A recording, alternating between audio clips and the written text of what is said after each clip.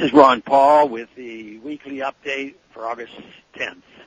The Cash for Clunkers program has received a lot of attention this week on Capitol Hill and across the country. The program offers a voucher of up to $4,500 in federal funds to anyone who trades in a working used car for a new one with better fuel economy. Congress was shocked at how quickly people responded to promises of free money and drained the program, while car dealers have been equally shocked at how slow and arduous the government's website to claim the rebates has been. It's not a shock that people respond to incentives. The program has been deemed a resounding success, and Congress has authorized $2 billion more for taxpayers' dollars for it. But not everyone is happy about this. Low-income earners who would have been in the market for those perfectly serviceable working cars will have fewer to choose from, and those cars will probably be more expensive than they normally would have been.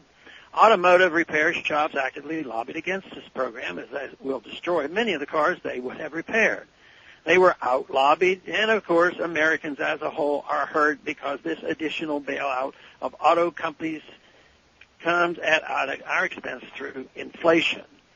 I've introduced a somewhat similar bill that would have provided a much better alternative to Cash for Clunkers because it does not rely on increased government bureaucracy or spending. My bill, H.R. 1768, provides tax credits to people trading in used cars for new cars with better fuel economy. There's a big difference in my mind between letting people keep their own money versus giving them someone else's. It is clear which one a free society and a fair society would choose. Not only that, but my bill would not have required working serviceable cars to be destroyed for scrap metal. Cash for Clunkers is a popular program right now, but in the larger scheme of things, it does very little toward accomplishing its stated goals. Requiring cars to be destroyed and new ones made to replace them might help the auto industry in the short run, but any improved fuel economy will not make up for the environmental impact of junking one car and making a new one. So this is not a program that should really make environmentalists happy. There is also much evidence that the boost in demand for autos that has made dealers happy is just borrowed demand from the past and the future. In other words, many have put off purchases they would have made anyway because they were waiting to see what the government would do.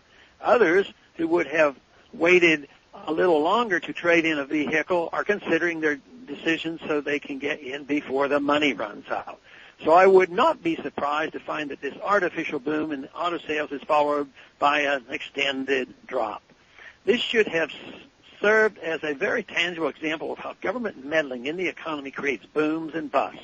While everyone loves the booms, the busts are what creates the crisis that government thrives on, and that is what we really need to watch out for. Thanks for calling this update.